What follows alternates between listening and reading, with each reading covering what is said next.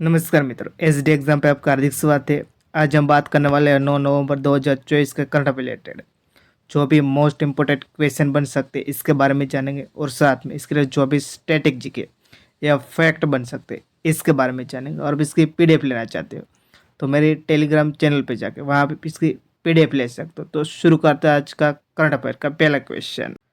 हाल ही में अमेरिका की पहली महिला white house chief of staff किसे नियुक्त किया है? तो सुसी विल्स को अमेरिका की पहली महिला white house of chief of staff है, वो नियुक्त किया गया है। ए है सुसी वेल्स, तो इसका सही ऑप्शन बनेगा सी, सुसी वेल्स।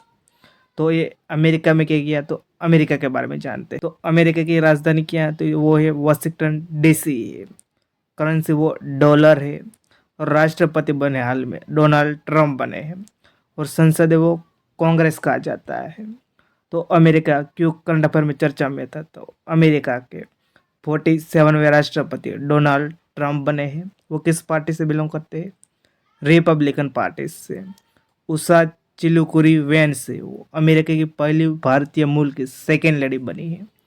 तो ये सेकेंड लेडी का मतलब क्या बनता है? जो राष्ट्रपति होते हैं उसको जो भी पत्नी होता है उसको फर्स्ट लेडी कहा जाता है। जो डोनाल्ड ट्रंप की पत्नी है मेलेनिया ट्रंप है, वो फर्स्ट लेडी कहा जाता है। जबकि उपराष्ट्रपति होते हैं जो जेडी वेंस बने हैं, उसकी पत्नी है वो उषा चिलुकुरी वेंस है, जो भारत की मूल की है, वो सेकेंड लेडी है। तो उषा चिलुकुरी वेंस अमेरिका की पहली भारतीय मूल की सेकेंड लेडी बनी है। भारत और अमेरिका के बीच इडाहो में 15वां संयुक्त विशेष बल अभ्यास वज्र प्रहार है वो शुरू हुआ है। अमेरिका ने 19 भारतीय कंपनी पर प्रतिबंध लगाया है। तो नेक्स्ट देखते हैं, हाल ही में किसने फिडे विश्व शतरंज रैंकिंग में दूसरे स्थान पर पहुंचकर इतिहास रच दिया है? तो हमारे इंडिया के अर्जुन एरिगेसी ने फिडे विश्व शतरंज रैंकिंग में दूसरे स्थान पर पहुंचकर इतिहास रच दिया है। तो ये है अर्जुन एरिगेसी। तो इसका सही ऑप्शन बनेगा बी, अर्जुन एरिगेसी। तो शीर्ष स्थान पर कौन है? तो शीर्ष स्थान पर मैग्नस कार्लसन है, जो शीर्ष स्थान पर, और सेकंड स्थान पे अर्जुन एरिगेसी है। तो नेक्स्ट देखते हैं, हर साल रेडियोग्राफी दिवस कब मनाया जाता है? तो 8 नवंबर को हर साल रेडियोग्राफी दिवस मनाया जाता है। तो इसका सही ऑप्शन बनेगा सी, 8 नवंबर को विश्व रेडियोग्राफी दिवस मनाया जाता है। क्योंकि 8 नवंबर 1895 में विलियम रॉन्टेजन ने उसने एक्सरे की खोज की थी, इसके लिए 8 नवंबर को विश्व रेडियोग्राफी दिवस मनाया जाता है। तो नवंबर में कौन से डे मनाया जाता है?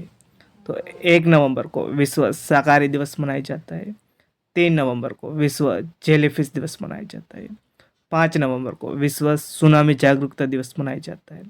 6 नवंबर को युद्ध और सशस्त्र संघर्ष में पर्यावरण के शोषण को रोकने के लिए अंतर्राष्ट्रीय दिवस मनाया जाता है। 7 नवंबर को राष्ट्रीय कैंसर जागरूकता दिवस और शिशु संरक्षण दिवस मनाया जाता है। तो यह नवंबर में इम्पोर्टेंट डे मनाया जाता है। तो नेक्स्ट देखते हैं, हाल ही में नितिन चौहान का निधन हो गया है, वह कौन थे? तो एक अभिनेता थे जो नितिन चौहान का हाल में निधन हो गया है। तो इसका सही ऑप्शन बनेगा ए, अभिनेता। तो यह अभिनेता नितिन चौहान है जिसका हाल में निधन हो गया है। तो नेक्स्ट देखते हैं, हाल ही में पहला जादव पायेंग अंतर्राष्ट्रीय पुरस्कार से किससे सम्मानित किया जाएगा? तो तेलंगाना के पर्यावरणविद एम करुणाकर रेड्डी को पहला जादव पायेंग अंतर्राष्ट्रीय पुरस्कार से सम्मानित किया जाएगा। तो इसका सही ऑप्शन बनेगा बी, एम करुणाकर रेड्डी। तो ए है तेलंगाना के पर्यावरणविद एम करुणाकर रेड्डी। उसमें कितनी राशि दी जाएगी? तो 2 लाख रुपए दी जाएगी। और यह पुरस्कार असम के जोरहाट जिले में ज्योति प्रताप शिक्षा ट्रस्ट द्वारा दिया जाएगा। तो नेक्स्ट देखते हैं, हाल ही में कहाँ आतंकवाद विरोधी सम्मेलन 2024 का आयोजन किया है? तो हमारे देश की राजधानी नई दिल्ली में आतंकवाद विरोधी सम्मेलन 2024 का आयोजन किया है। तो इसका सही ऑप्शन बनेगा डी, नई दिल्ली। तो ये फोटो देख सकते हो आप, इसमें लिखा है आतंकवाद विरोधी सम्मेलन 2024, 7 से 8 नवंबर 2024 नई दिल्ली में इसका आयोजन किया गया है। तो नेक्स्ट देखते हैं, हाल ही में पुस्तक फियरलेस अ मेमोयर के लेखक कौन है? तो मोहिंदर अमरनाथ और राजेंद्र अमरनाथ, ये दोनों ने मिलके फियरलेस मेमोयर के पुस्तक के लेखक है। तो इसका सही ऑप्शन बनेगा सी, ए और बी दोनों, यानी कि मोहिंदर अमरनाथ और राजेंद्र अमरनाथ ने फियरलेस मेमोयर है वो पुस्तक लिखी है। तो ये पुस्तक है, आप देख सकते हो इसमें क्या बताया गया है, तो इसे क्रिकेट के बारे में बताया गया है।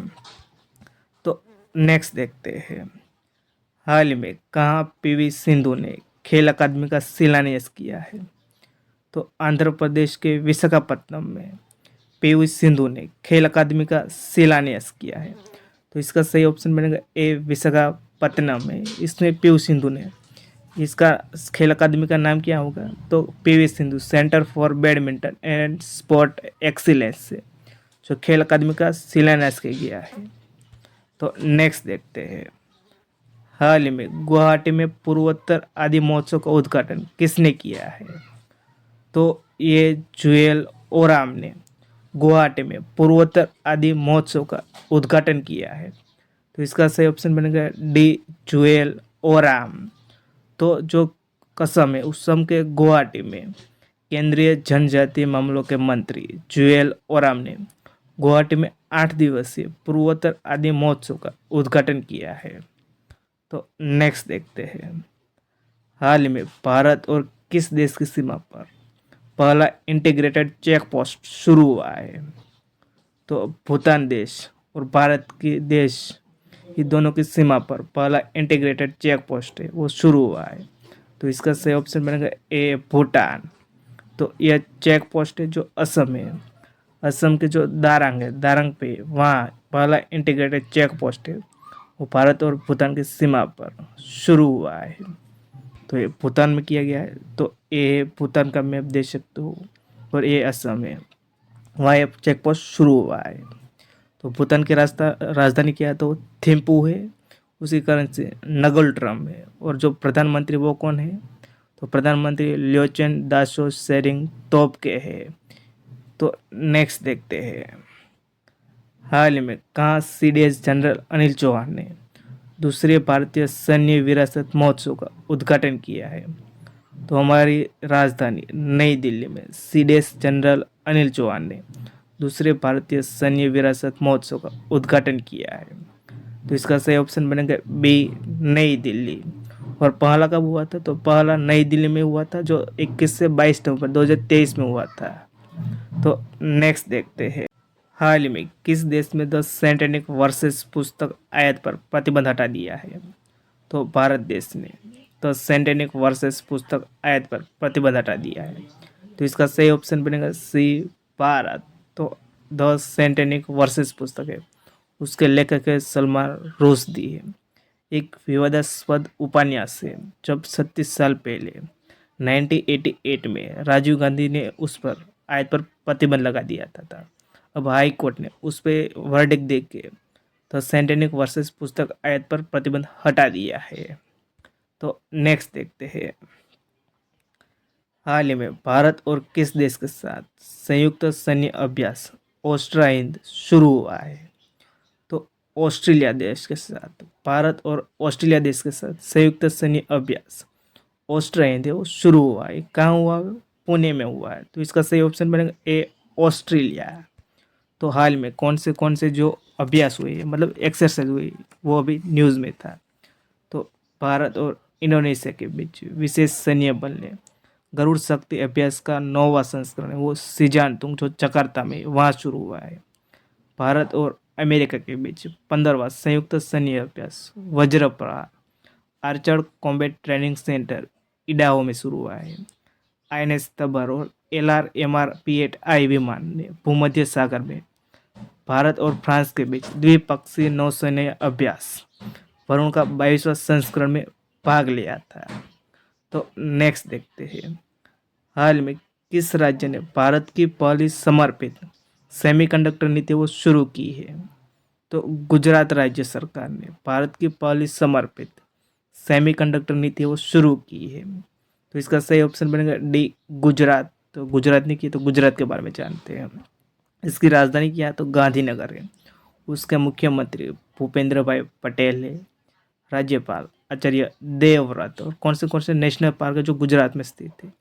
Gir national park. Gir national park में एशिया में अकेले ही एशियाटिक लायन पाए जाते हैं। ब्लैक बक नेशनल पार्क, वासंदा नेशनल पार्क और मरीन नेशनल पार्क, ये 4 नेशनल पार्क गुजरात में देखने को मिलता है। तो नेक्स्ट देखते हैं, हाल ही में कहाँ 83वे भारतीय सड़क कांग्रेस का वार्षिक अधिवेशन शुरू हुआ है? तो छत्तीसगढ़ के रायपुर में 83वे भारतीय सड़क कांग्रेस का वार्षिक अधिवेशन शुरू हुआ है। तो इसका सही ऑप्शन बनेगा सी, रायपुर।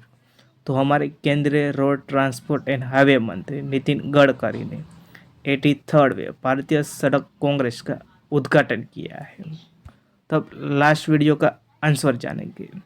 हाल ही में इंटरपोल का नया महासचिव किसे चुना गया है? तो वाल्डेसी उर्किजा को इंटरपोल का नया महासचिव चुना गया है।